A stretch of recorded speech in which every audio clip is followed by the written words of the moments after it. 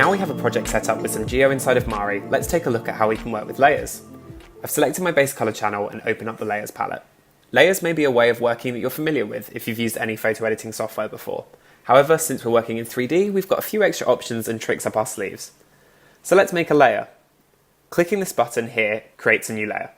This is the most basic layer. You can paint or project images into it. If I select this layer and change to the paintbrush, I'm now able to paint on my object.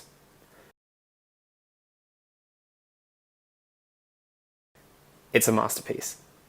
After baking that down by pressing B, it's now in the layer. More on that in the video about paint buffers. You can now go back over to your layers palette to hide it, delete it, or duplicate this layer if you want to. Also, if you want, you can add a folder like this to help organize or group layers.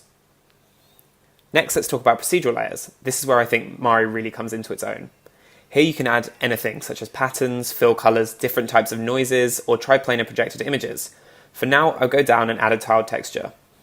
This is one of the layers I use most. If you click that layer, you can find the layer properties here. I'm going to add a tiled texture I've already imported into my image manager and change the scale so it's a bit smaller.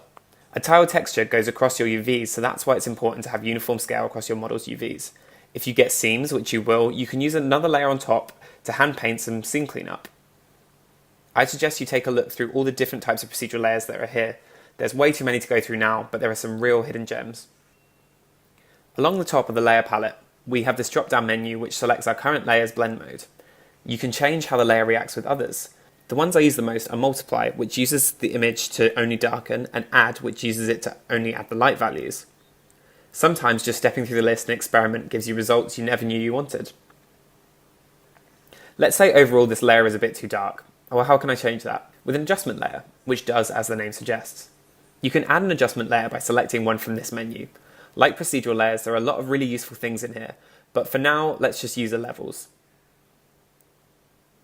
It gets added to your layer stack, and then by clicking it, you can see its settings and change them to your liking. Adjustment layers affect everything underneath them. If they are inside a folder, they will only affect layers inside of that folder. If you want to only affect one layer, you can create an adjustment stack by right-clicking and choosing which adjustment layer to start the stack with.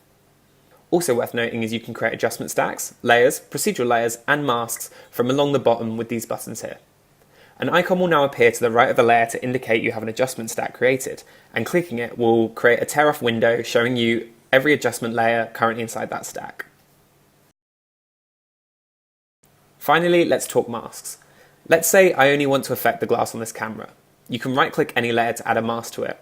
Let's do that now to a new adjustment layer. I'm going to create a new HSV layer, which lets me edit the hue, saturation, and value. If I crank the saturation and hue up, you can see that it does it everywhere. I'm going to add a black mask, and then paint white on the glass UV section. You can visualize the mask by changing the view from channel to current paint target, and then selecting your mask. Now this adjustment layer only affects my masked off area. Masks are one of the things I use most in Mari, being able to add a tileable texture to just one part of a model, or using them to change the hue and saturation of just one section, like I've done. They're really important, so I'd recommend you take some time to play around with them. Thanks for watching this video, and I'll see you in the next one to talk about the canvas.